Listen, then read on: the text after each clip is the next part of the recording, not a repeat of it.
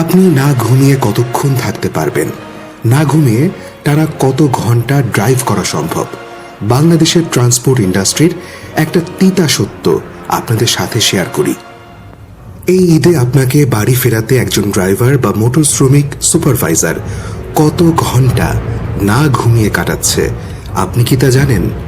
এবারের ঈদ যাত্রায় আমাদের ড্রাইভার সাহেব টানা 18 ঘন্টা ঢাকা টু রংপুর ড্রাইভ করে যাত্রী নামিয়ে সাথে সাথেই দায়িত্বের খাতিরে আবার ঢাকার পথে রওনা দিয়েছেন।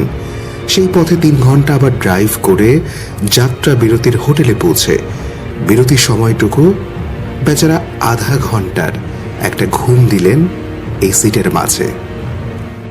আপনাকে আমাকে বাড়ি ফেরাতে বাসের শিডিউল ঠিক রাখতে কি অমানসিক পরিশ্রম তাদের করতে হয়, যেটা আসলে সামনাসামনি ভালো করে না দেখলে এবং তাদের স্থানে নিজেকে বসিয়ে চিন্তা না করলে বোঝার মতো না। উদাহরণ হিসেবে ঢাকা রংপুর বাস যাত্রাকেই তুলে ধরি। উত্তরবঙ্গে রাস্তা উন্নত হওয়ার পর সাধারণত এই 300 কিলোমিটার পথে 6 থেকে 7 ঘন্টার মাঝে পৌঁছানো সম্ভব, কিন্তু ঈদে নানান কারণে জ্যামে এই পথ পাড়ি দিতে 16 থেকে 18 ঘন্টা করে সময় লাগছে। এত দীর্ঘ সময় শিডিউল রাখতে বা যাত্রীদের পৌঁছাতে একজন ড্রাইভার টানা ডিউটি করতে আসলে বাধ্য হন। নিজ ইচ্ছায় হোক অথবা কোম্পানির প্রয়োজনে এই মোটর শ্রমিকরা রমজান মাসে ঈদের আগে কয়দিন আসলে বিছানায় ঘুমানোর সুযোগ পান সেটাও গবেষণার বিষয়।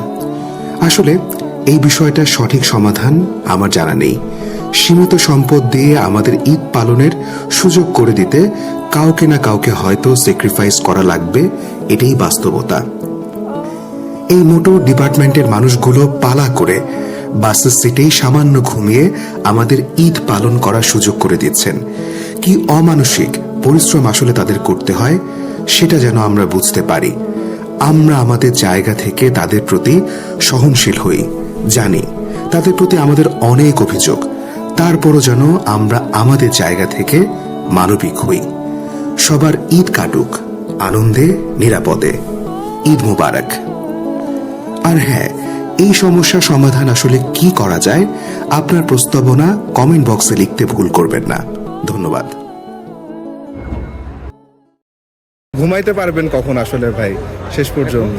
ঈদের ছুটিতে যদি বাড়ি কাটাইতে পারি গিয়ে ঘুমাবো। বাড়ি থেকে ঘুমাবেন? ঈদের ছুটি কবে থেকে পাবেন ইনশাল্লাহ? ঈদের ছুটি দেখি আগামী এই ট্রিপে ইনশাল্লাহ দিল্লি পাবো ইনশাল্লাহ। ভাই ঢাকা থেকে কখন ছাড়ছিল এই বাসটা? 9টা সাড়ে 9টার দিকে। এত জ্যাম ভাই কোথায় ছিল ভাই? চান্দুরা সাভার থেকে পারে, চান্দুরা সাভার থেকে এরকম জ্যাম। তার মানে এখন বাজে হচ্ছে 12টা, তার মানে আপনাদের তো অলরেডি 14-15 ঘন্টা হয়ে গেছে অলরেডি।